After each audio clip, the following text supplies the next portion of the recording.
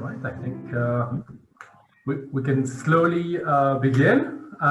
Well, first, welcome and thank you all for joining to yet another week of fascinating exchanges in the context of this ODA learning series, this year organized by UNDP Istanbul Regional Hub and jointly with the OECD.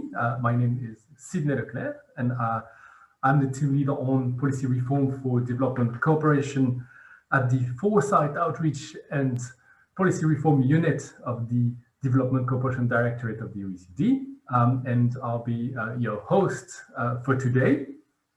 And this is the second and last webinar on alignment and mainstreaming and the environment and climate change in ODA, but it is the fifth and last of a series on greening development cooperation. And next week we move to yet another major area of development cooperation, or contemporary development cooperation, I would say, on mainstreaming gender. And we'll have the pleasure to have fantastic speakers in that new series from Slovakia, Austria, Sweden, Turkey, or the OECD. So stay tuned for another set of exciting discussions next week.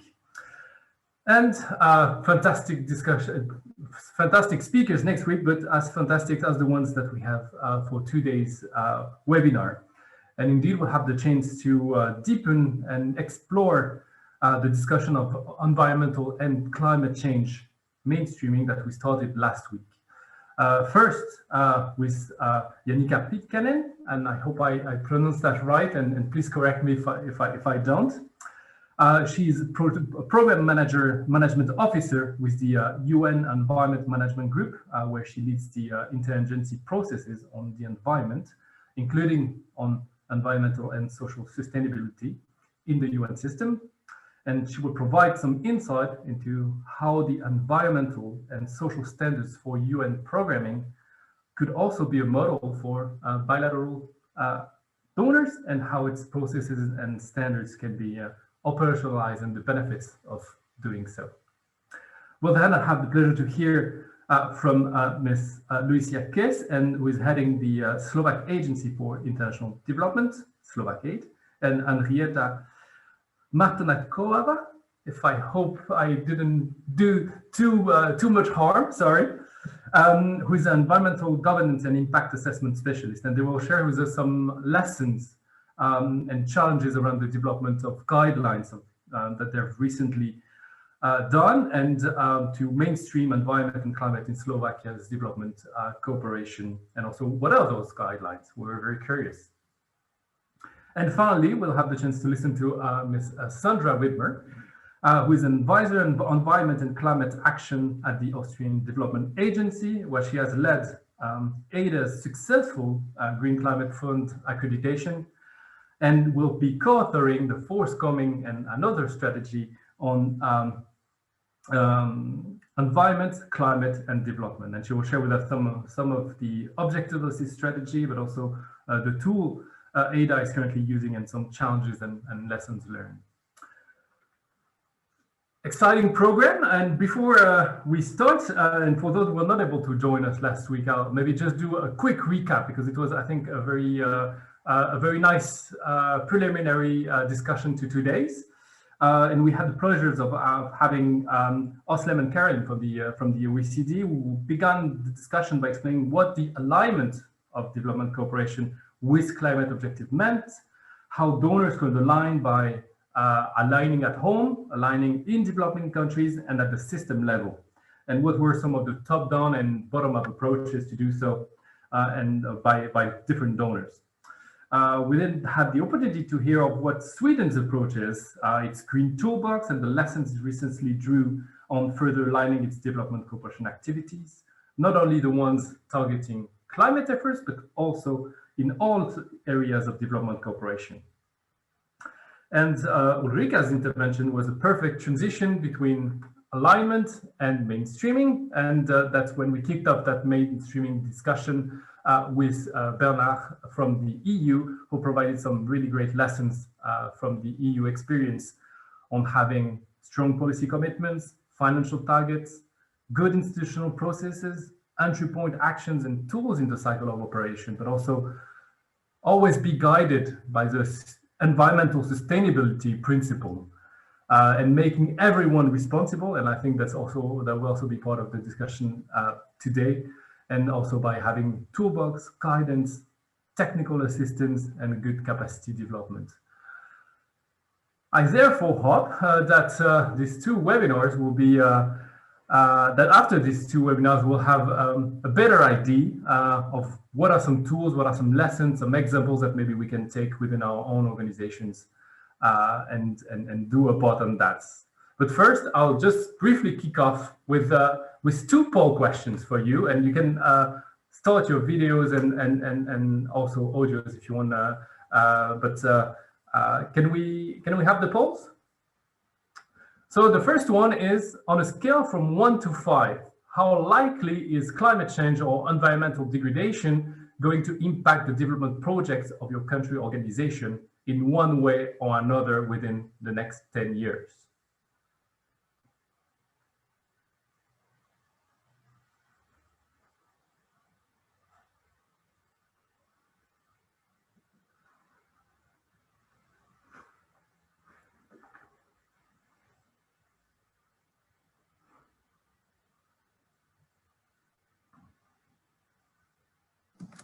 Sydney, there's a question in the chat box. What? Oh, there's a question in the chat box. Sorry, I didn't see that. Oh, sorry, I forgot to mention the 5 is the highest likeliness of having an impact.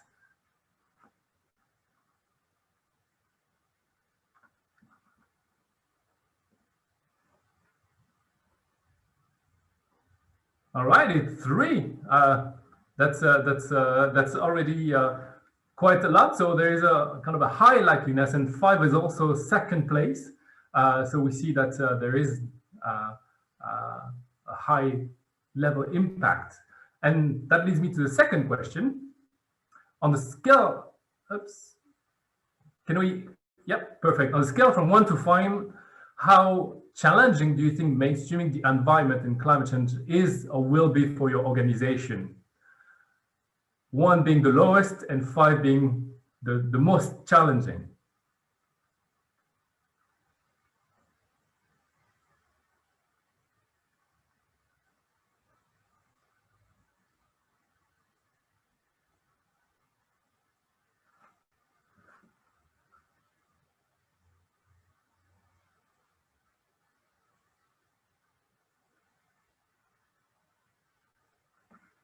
Perfect. Well, so I guess the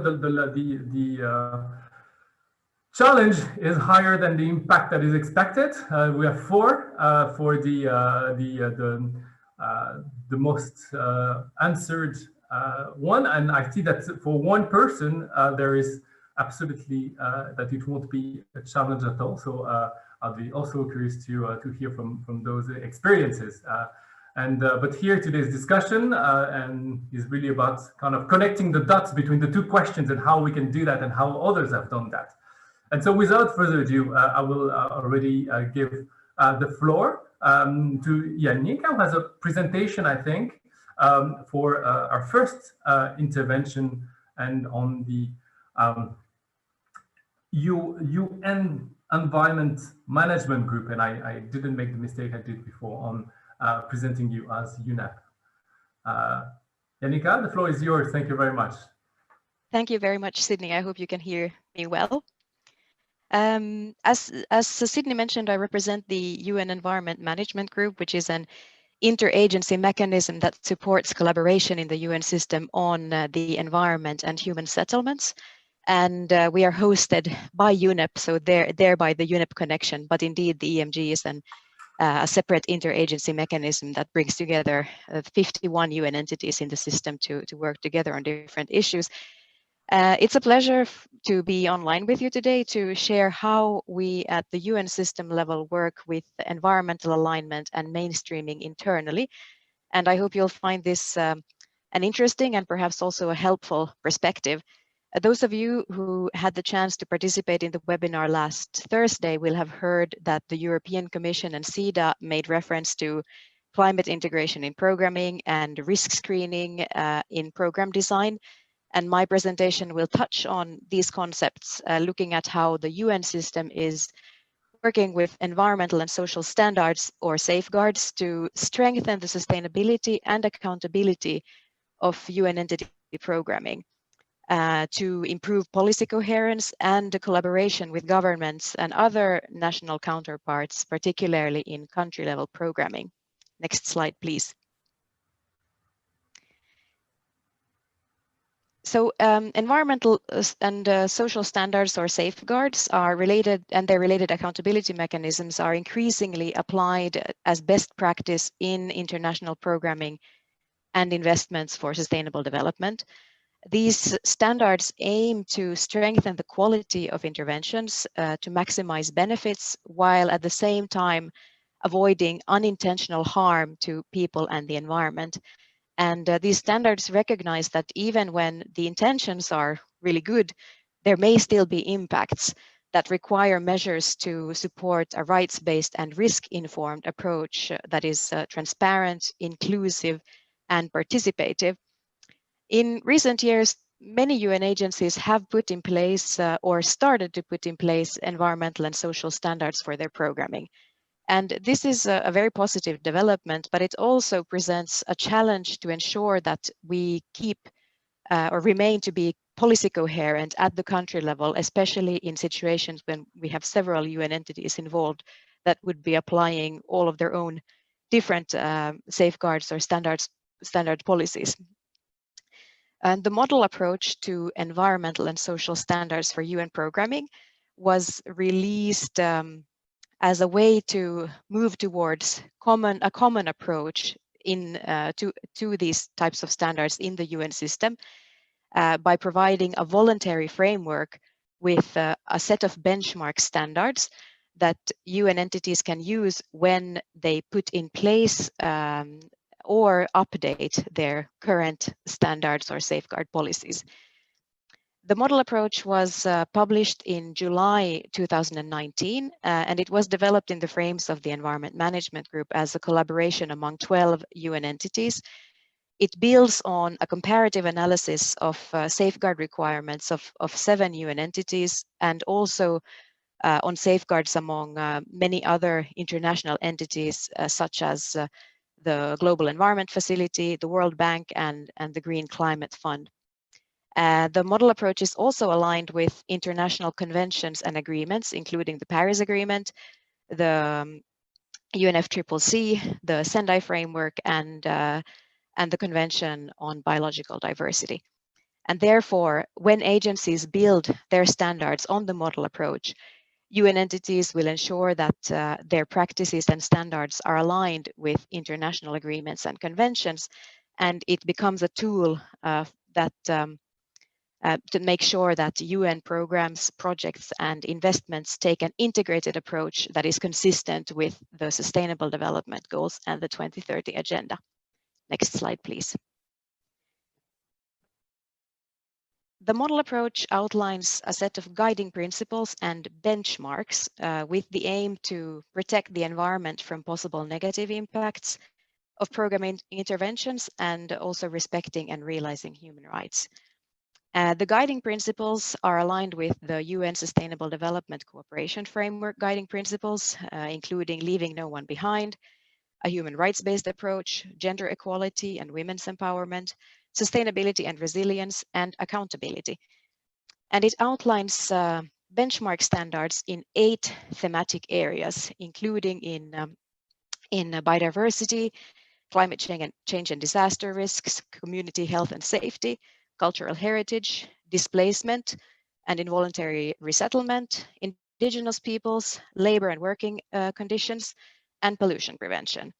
And we'll take a little bit a closer look at the environment-related standards in a moment.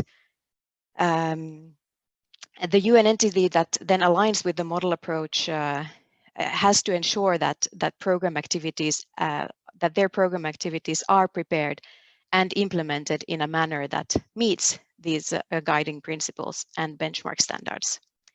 Next slide, please. In addition to the guiding principles and these 8 thematic standards, the model approach also outlines how these standards can be put in practice through risk screening and assessment and management of programming, and through ensuring a meaningful stakeholder engagement and accountability. The model approach is meant to be applicable to many different circumstances, so not only development programming, but also humanitarian action and emergency response, for instance, to cover all the different mandates that the UN is engaged in. And also, it's not only applicable to environmental projects per se, but to all types of programs, projects, and investments. If we take, just as an example, an infrastructure project that an organization is about to implement, these type of projects could have potentially impacts on the use of natural resources, changes in land use, and disturbances in the human environment, for example. And typically, the UN entity would use screening at the program or project design phase to then identify these potential environmental and social risks, but also opportunities for strengthening positive outcomes of the program. And the screening process would normally result in the assignment of a risk category that could be, for instance, low, moderate, or high risk. And then depending on the risk category, certain assessment and management procedures are triggered. So if a program is considered moderate or high risk, this would require environmental and social analysis and assessment that is proportionate to the potential risks that have been identified. So let's say, for instance, that the screening of this infrastructure project discovers that the project would imply complex potential risks and impacts. In this case, environmental and social impact assessment, strategic environmental and social assessments could be carried out, followed by an environmental and social management plan that will outline mitigation and management measures. Then these environmental and social risks will be monitored in relation to the agreed measures and plans throughout, and based on these monitoring results, any necessary corrective actions shall be undertaken. And in addition to this, then meaningful and effective engagement and collaboration with stakeholders throughout the programming lifecycle is to be arranged, including consultation and meaningful participation. And the UN entity also should ensure that parties that are affected by programming activities have access to a fair, transparent, and inclusive grievance redress process that is a mechanism that is free of charge. Next slide, please. So the model approach calls on the UN entity to integrate environmental and social sustainability considerations into all aspects of programming. And this here, I'm just taking a closer look at what this means from an environmental point of view. And I've highlighted here the objectives of the benchmark standards for biodiversity, climate change, and pollution prevention. For instance, if the climate change and the disaster risk reduction benchmark standard requires that agencies consider alternatives and implement options to minimize program-related emissions, to identify potential exposure of relevant communities, ecosystems, and critical infrastructures to climate change impact and hazards, that they seek to identify opportunities to strengthen resilience and reducing vulnerabilities, and to ensure that appropriate climate and disaster risk management plans are in place, for example. And in addition to these benchmark standards here, the guiding principle on sustainability and resilience includes a strong commitment to strengthening environmental sustainability, meaning that not only avoiding harm, but also finding opportunities to doing good by strengthening sustainability and resilience in programming. Next slide, please. So while the model approach remains a voluntary tool for UN entities, it might also have implications for partners to the UN as well. As mentioning before, aligning with the model approach will imply meaningful engagement with stakeholders in the planning and implementation phase of the programs. And these partners may include, or stakeholders may include governments at the national and local level, for instance. There is the aspect of coherence that I mentioned, so where the model approach can provide a framework for harmonized approaches to address environmental issues in programming at country level in a harmonized way when we have several entities involved in the same program, for instance. There is also the aspect of alignment, where adherence to the model approach will strengthen efforts of the UN entity to support partner countries and local governments and entities to achieve the SDGs. And finally, the UN entity programming may be directly implicated or even implemented by partners, executive agencies, or contractors. And when aligning with the model approach, the UN entity would need to ensure that these relevant benchmark standards are incorporated into its policies and frameworks and addressed also by responsible parties for programming implementation. So respective partnership agreements should make reference to programming standards, including the environmental and social standards of the UN entity. Next slide, please. We'll have to close and Janika. Yes, okay, so this is the final slide. I just wanted to say that at the moment we have 8 agencies that are using the model approach, and UNDP is one example. This slide just outlines how you can see that the UNDP's standards are very much aligned with the model approach, and that we can see that really the model approach can be a basis also for helping agencies collaborate in addition with shared learning and guidance. That was all, and I would like to thank you for your attention. And in the next slide, you will see a link where you can find the model approach online and my email address as well if you would like to ask any questions. Many thanks. Thank you very much, and I think that was very inspiring to look at this. And I have some questions, but I'll keep it for the end, and we'll share the link in the chat, but also on the Spark Blue community, which was created to enhance the discussions and to deepen the discussion for those who want and to ask questions before or after webinars. So. But I'll turn directly to Ms. Kies and Ms. Martonakova, and we will have the discussion then and the questions. Don't hesitate to put your questions in the chat box also.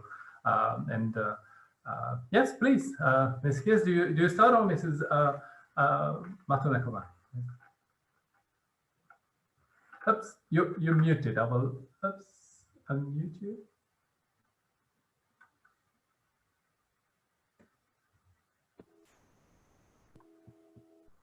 Oops. Okay, sorry. Yeah, perfect. Can you see my presentation as well? Wait. Yeah, now it's perfect. Great. Thank you very much. Good morning, everyone. I'm going to speak about the Slovak example, about mainstreaming environmental and climate change in the Slovak official development assistance. Firstly, basically, I would like to start with the global context. So, of course, we have the Agenda 2030 for Sustainable Development. We have the 17 SDGs, and these are mainstreamed and aligned in the midterm strategy for international development cooperation of the Slovak Republic. It's a 5-year strategy adopted by the government. Where we basically outline the sectors and the territories where Slovakia for the next 5 years will realize their development cooperation. So the 6 sectors are education, healthcare, good governance, but basically all of the sectors include cross-cutting sectors such as gender and environment and climate change. And gender and environment and climate change are an integral part in all projects already at the moment. And maybe just to give you an overall context as well, we had a governmental peer review of OECD in 2018, and there were 13 recommendations. And among those recommendations was one that basically focused on environmental and climate change mainstreaming, and basically told the Slovak Republic that we should put greater emphasis on it. There's also governmental ownership, and the Ministry of Foreign and European Affairs is the main coordinator in development cooperation in Slovakia. Overall, we are not starting from zero. We already have some projects which concentrate on environment and climate change mainstreaming. Just to give you some examples, I mean, the agency has several tools. one of the tools is sharing Slovak expertise. And within that, we had a delegation of Macedonian and Serbian stakeholders that visited Bratislava on the Clean Air Forum last year in November. Then we already have a V4 project with V4 partners that with an allocation of almost 2 million in a joint program in Kenya, which we realized together with the foundation Integra. And basically that project tries to help 15,000 smallholder farmers and create an income for them, but also aims to introduce 900,000 cashew nut trees into the Kenyan coastal regions, which will basically have a direct impact on the reduction of global warming.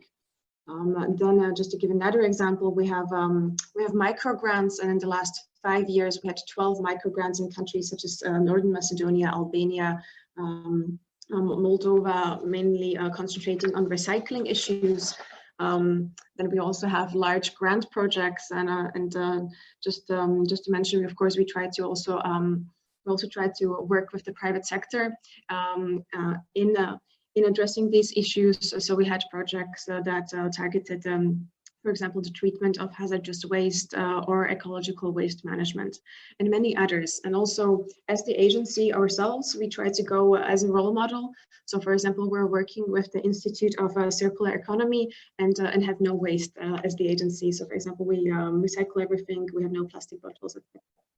So just to say, we're basically not starting from zero. We already have a baseline, but we know that it's not enough. In our calls for proposals for large grant projects that we publish every year, we have cross-cutting issues. Those two, we have specific indicators for them. But we know that we need to mainstream it better. We need better screening. We need better assessment. And that's why, together with the Ministry of Foreign Affairs and European Affairs, the agency partnered with UNDP. And we had these guidelines developed this year. Actually, they're still not finished. There's still a stakeholder consultation going on a wider level, both on the concept and elaboration stage. And all ministries are, of course, consulted also at the NGOs that are basically grouped together in a platform called Umbrella. Ministry of Finance is also very important, Ministry of Environment as well. So the guidelines are currently being under review. We're currently working on them together with our expert Henrietta Martoniakova, and what will follow the next steps. Basically, there will be an interministerial commission which will approve the guidelines. That will be hopefully in the end of November, start of December, and then there'll be training for relevant stakeholders and also for future beneficiaries. And basically the biggest challenge for the agency at the moment is that we need to integrate the guidelines into our project management process. So from next year, there will be stronger emphasis on environmental mainstreaming, on climate change, and we'll definitely use these guidelines. We're already doing it now. So we'll integrate them into the calls for proposals, which will be published in February, because it's a yearly cycle. So that's what we're working on at the moment, and we know that there's always there's always room for improvement. We are a small agency. We have 18 employees, and we have a budget of 7 million.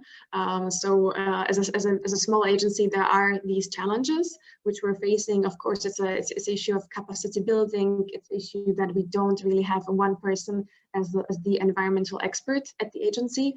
It's cross-cutting also there. So there's always room for improvement. I know that ODA, for example, has an expert specifically for gender and specifically for the environment.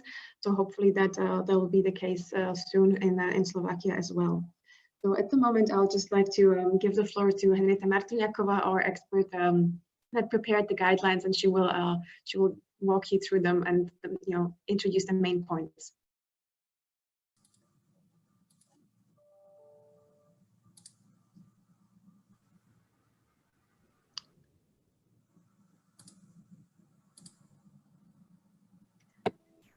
Hello, could you hear me? Yes. Yeah, I apologize. Good morning, everybody.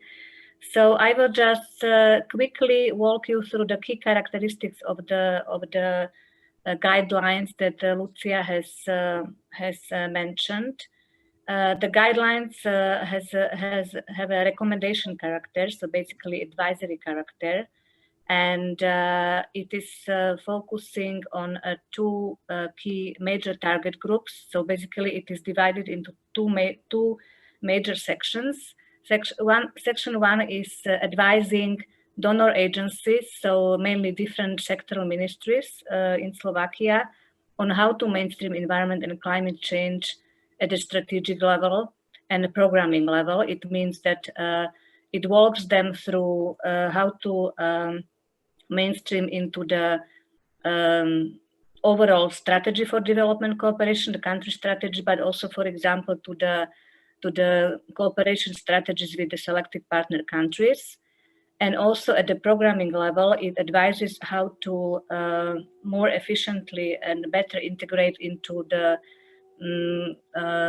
they call it grant management to the process of calls for proposals. So to make sure that all the manuals and templates and calls for proposals already initiate such mainstreaming.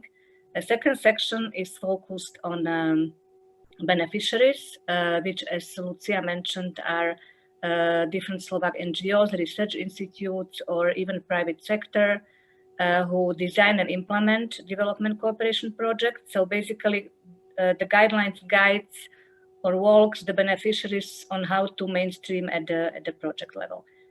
The guidance, as I have mentioned, focuses on the process, so advises how to mainstream at those levels, but also provides technical information, either in the form of concrete examples within the text, or it has a special annex which lists examples of interactions of ODA sectoral priorities sectors, as Lucia mentioned, like food security and agriculture, good health, quality education, good governance, how these sectors may interact with different aspects of environment and climate change. It includes examples on how objectives could be formulated for mainstreaming, what examples of implementing measures, and examples of indicators for mainstreaming for those sectors. It guides on mainstreaming at the planning, implementation, and also evaluation stage, with a major focus, major emphasis put on planning. As Lucia has mentioned, within Slovak aid, there is already a number of projects implemented that deliberately aim to improve environment or to fight the climate change. But in this next step of mainstreaming, there is an objective to mainstream in the projects of all other priority sectors, which I have mentioned. And what is important to say, the goal of the mainstreaming is not only to identify and address the potential risks that those sectors or projects can pose to environment or climate change or vice versa, but also the opportunities to identify mainly in the projects opportunities for how they could, the projects could contribute to addressing environment or climate change. Next slide, please. Yeah, and this is the last slide. The very important part of the guidelines is the screening process, because of course we don't want to overburden neither donor agencies and the beneficiaries.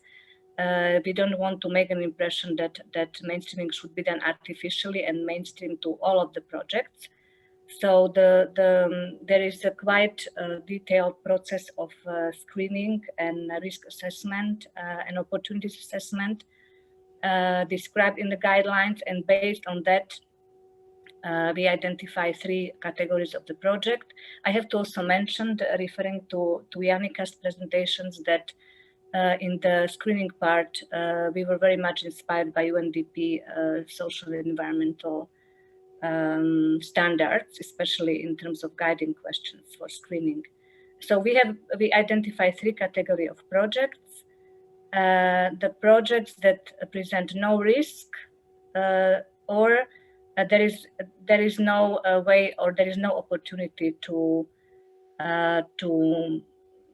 reflect on environment or climate change. An example would be, for example, the project that supports the partner country in improving its election system, or, for example, improving or the legislation and regulations for GDPR. Yeah, so we wouldn't be pushing for mainstreaming environment. The category B project would be the project presents moderate potential risk to environment or climate change, or could be moderately threatened by climate change, or any opportunity to address environment and climate change. In such cases, only the so-called simplified environmental assessment would be required. This means that the beneficiary directly within the project proposal would identify what would be the potential risks and opportunities, and how they would address at the implementation stage. In terms of opportunities, I can mention one example. There is a project between UNDP and jointly implemented by UNDP and Ministry of Finance of Slovakia, which supports partner countries in improving the public public finance systems.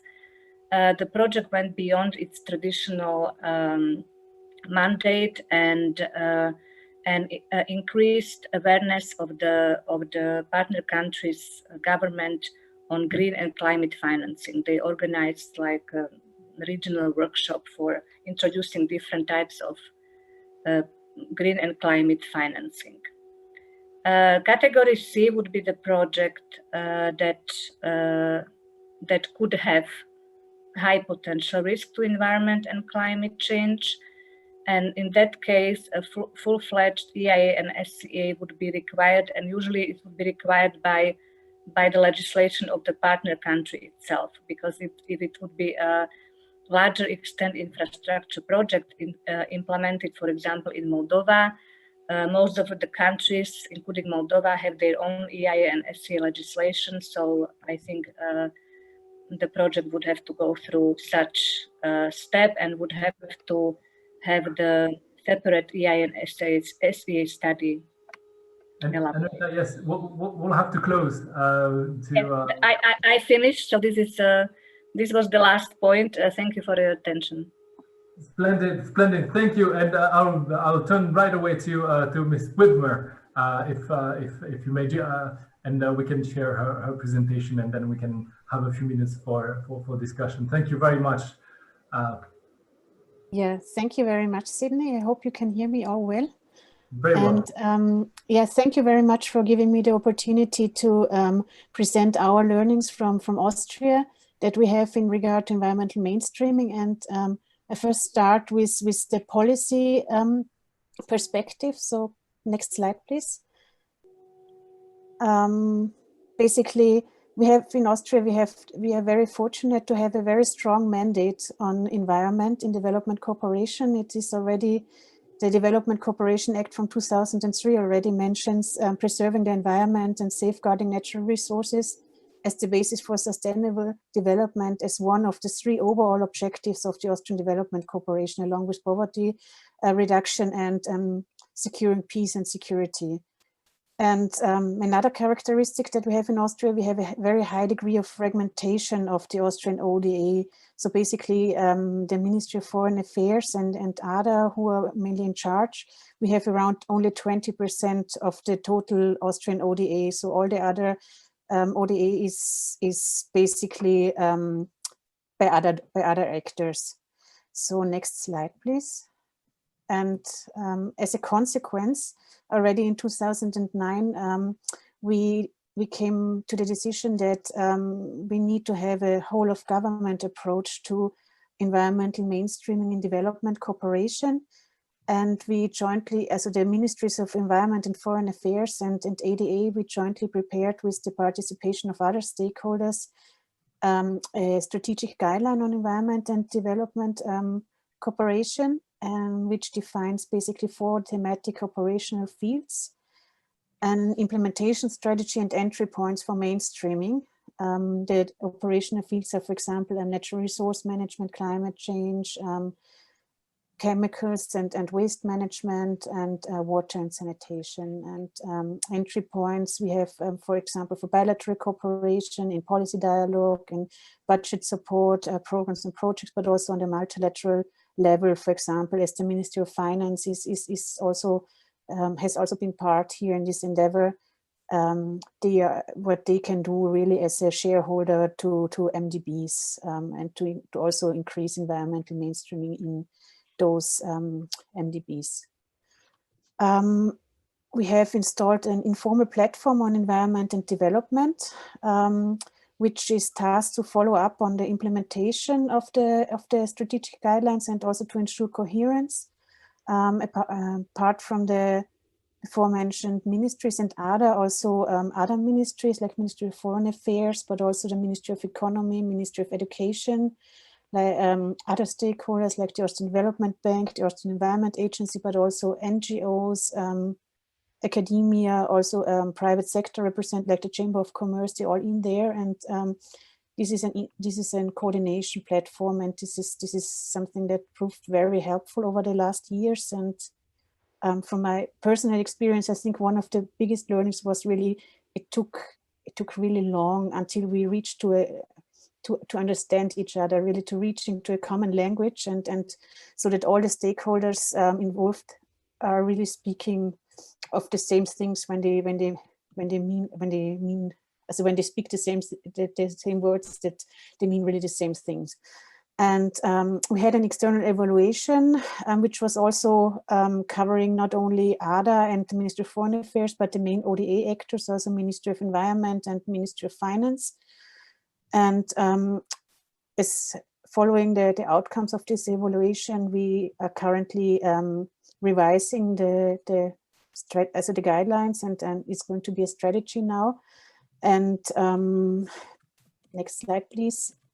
It is basically, we have a final version, and it's now, as it is a interministerial document, it has to be approved by the Council of Ministers. This is just the process for this is currently ongoing.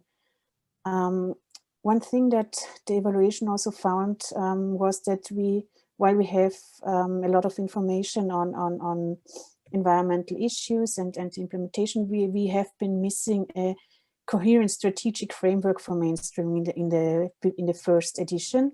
So basically, we never came up with objectives what we really want to achieve by environmental mainstreaming.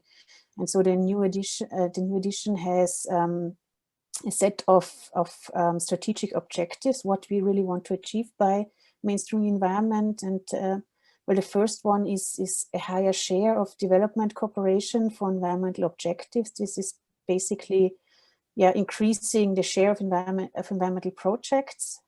We didn't really put a number in here, but several ODA actors have their own benchmarks. Like, for example, ADA, we have a benchmark set by our ministry that we have to have 50% of our bilateral, as a country programmable aid to be marked either environment marker 1 or 2, and the Development Bank also have something on climate change.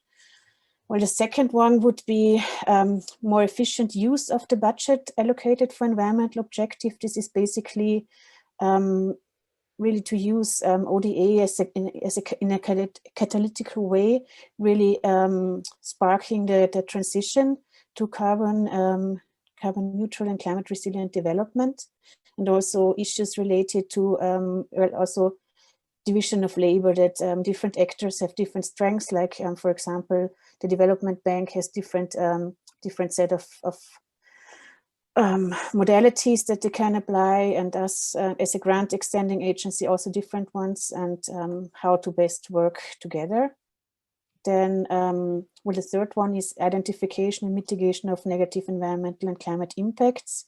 This is of course about safeguards, but also not only on project level, but also on a portfolio level, that we also try not to undermine what has been achieved so far by environmental mainstreaming, really avoid lock-in effects in the long term. All these issues on fossil fuel, they are all in there. Then we have another one is on supporting development objectives by environmental mainstreaming. This is basically core mainstreaming in other sectors. Then we have another goal on disaster risk reduction, and this is of course also on the humanitarian development nexus, and last but not least, the necessary development of capacities and also the institutional framework for adequate environmental mainstreaming. So basically this strategy is kind of an umbrella document for environmental mainstreaming, and every institution has its own tools and standards and processes. And I just want to shortly also mention what we do at ODA. Next slide, please. We have also a long history on environmental mainstreaming since the 1990s. And now we have arrived at a joint approach to environment, gender, and social impact management. So we also include gender in our approach. And also when we developed this one, we were looking at what is out there. We were looking at also UNDP and IFC, but also European Commission. And so also our approach is aligned. I would say when I heard what Jannika was presenting, I think we already aligned with the UN standard approach, even though ours was earlier than the UN standard approach, but still I think it's very similar. And next slide, please. Just two more words on what we are aiming at with our tool. So we want, with the EXIM, we want to improve the quality of our programs and projects. We want to have an effective risk management, but also we want to support the SDG implementation. And a couple of other issues, also inclusive stakeholder participation is very important to us. And next slide, please. And just one last slide. We also had an external evaluation on our ODA internal gender, environment, and social safeguard system. And basically just to share with you some of the challenges and lessons learned that we encountered. And also ODA, we are, compared to other donors, we are a very small agency with very limited capacities. And of course, one of the first learnings was commitment of the management is key, really, to be able to institutionalize effective environmental mainstreaming. And in our case, it was really important to seize opportunities like our GCF accreditation, where we had to comply with the GCF requirements. This was for us really an opportunity to also stronger anchor our own mainstreaming in our own processes and throughout the whole organization. Then, effective mainstreaming requires resources. Where we at ODA, we are happy to have at least an advisor for each of the topics, but still we are very, our capacities are very, very small in meeting really the tasks that we have. And so the evaluation, they came up with what they called a skew towards collaboration, meaning that we should try really to involve all other staff in headquarters, but also in our country offices, to make it a common responsibility. And also trainings and rollout is very crucial. We need to prioritize. We have, for example, exceptions from this process, and also a threshold, like in our case, we have 500,000 euros. Beyond that, we are not applying the full-fledged EXIM. And what we are also trying to do now is develop a set of generic recommendations, like kind of tip sheets for environment, for example, on resource efficiency in project operations, like that we do not really have to do the same recommendations again and again for every project, but rather to have a tip sheet that we can hand out to project partners and beneficiaries. Well, something that also we are struggling with, that mainstream needs to be fit for purpose and flexible. I don't know if this is also a challenge for other agencies present here in the webinar, but for ODA we have the challenge of two identities. That's how the evaluation called it. Like we are, on the one hand, we are a traditional donor where we are working mainly with, very often with local NGOs, local government units, and on the other hand, we are ourselves implementers, increasingly implementing also projects as we are pillar assessed, implementing EU projects and also GCF projects. So our approach needs to be needs to be applicable to both identities.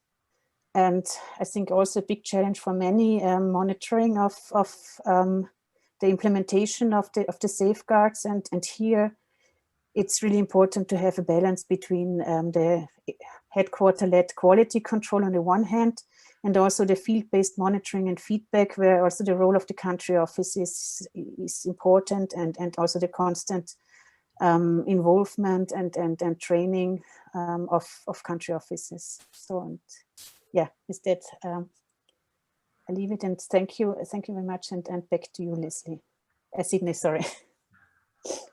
Thank you very much, Sandra, and I think you're closing the discussion quite well, at least for the intervention side. I think there are lots of elements, I think, that really come out in terms of mutual learning from all the presentation, the focus on risk, but also on opportunities, the importance of having kind of a comprehensive but yet flexible approach at all level, with both top-down and bottom-up approaches and HQ and field. I think that's really great pointers.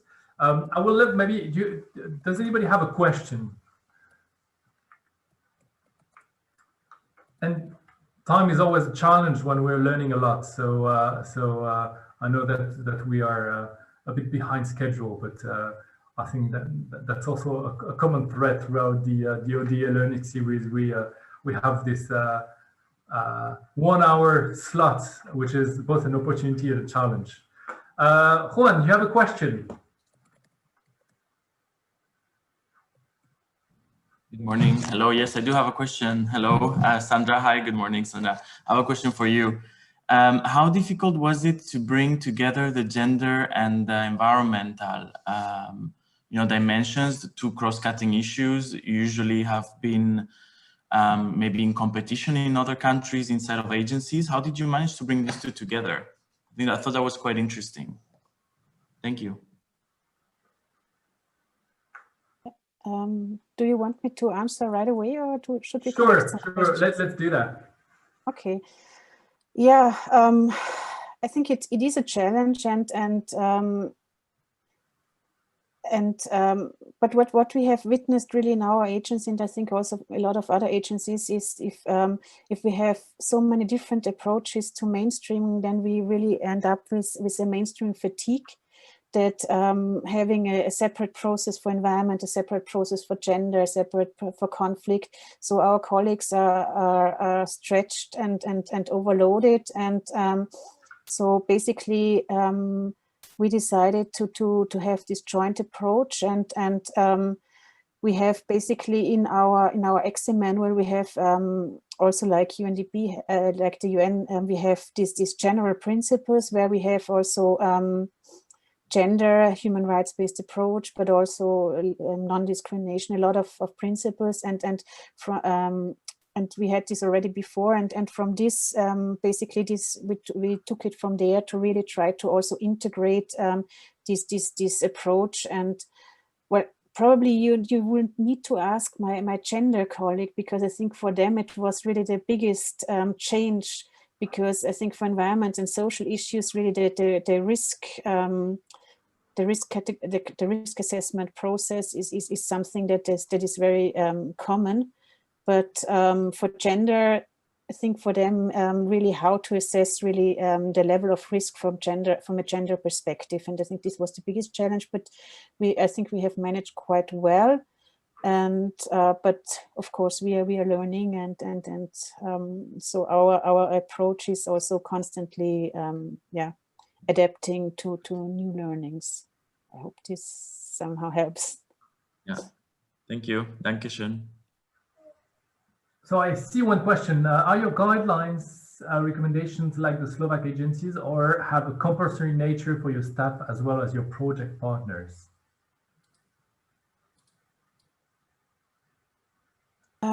Well, basically, our approach is well, we have the, so it's always the guidelines are always directed to, we call it the project owner. It could be either ADA in case when we are implementing, or the project partners. So basically, it is always geared towards the one who is really responsible for implementing and designing and carrying out the project. But of course, the whole process also involves our internal mainstreaming and how our organization makes sure that those issues are addressed. But the final addressee is really the so-called project owner. Yeah. Thank you very much. Is there any other hands raised? I do have myself a question for all of the speakers, and all of you have mentioned at some point or another, basically reaching out beyond your own organization with another ministry, with an importance of kind of reaching a common language. And maybe, and that's maybe a good way to conclude, or except if there are other questions, what would be one advice that you could give to other donors on getting that common language right and reaching out in doing so? And maybe I'll start with in the order of presentation, and Janica, if you could start, and if you have one advice to give. I would feel it would feel difficult to give advice to countries and donors from this UN internal perspective, but I think that the whole idea behind this model approach is to create this common understanding of concepts, the common understanding of how to apply them at country level, so that in a situation where you have many different stakeholders involved, there is already this kind of overall umbrella framework that helps to have this a harmonized understanding and approach. So hopefully the model approach can perhaps be used also in such a in a situation where there are many different competing policies. This could be referred to, for instance, as a reference to look at, to maybe come to an agreement on that. Thank you very much. Lucia? Yes, thank you. Just very quickly, maybe two. One of them is there needs to be a governmental ownership. There needs to be a will to actually do it.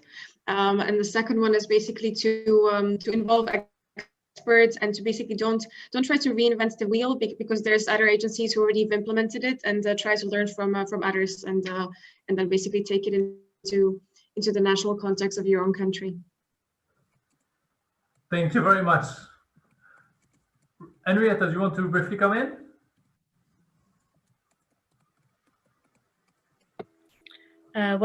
Lucia represents the donor, but if I understood the question well, maybe to involve the other agencies and ministries to the process from the very beginning. Like, for example, now when the Slovakia is developing the guidelines, and so to listen to them also, and looking at it from the other side, also build their capacity, and in actually being able later to apply the mainstreaming process. Perfect. And Sandra?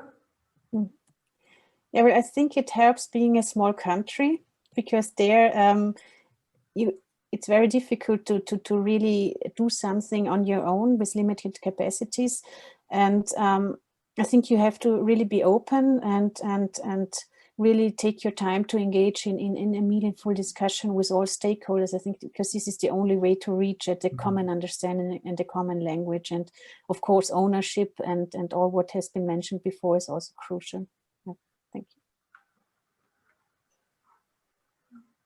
Perfect. I think these 5 advices then are really splendid and important. So I will thank everyone for joining. Juan was our first speaker in this Green Finance series of 5 webinars, and he asked a question related to gender. So he's also providing the transition for the next seminar and webinar next week that will be on gender mainstreaming with colleagues from the OECD, from Slovakia, again, we'll have the pleasure again, and from Ireland. So again, thank you very much for your time. We are just 3 minutes behind schedule, but I think it was well worth the 3-minute stop. And keep safe, and I'll see you all next week. And I also have the pleasure to moderate the next week's session. So again, thank you very much to the speakers, and don't hesitate to turn on your video and say goodbye to everyone for this week. Thank you. Thank you, all the speakers. Very useful information. Thank you very much.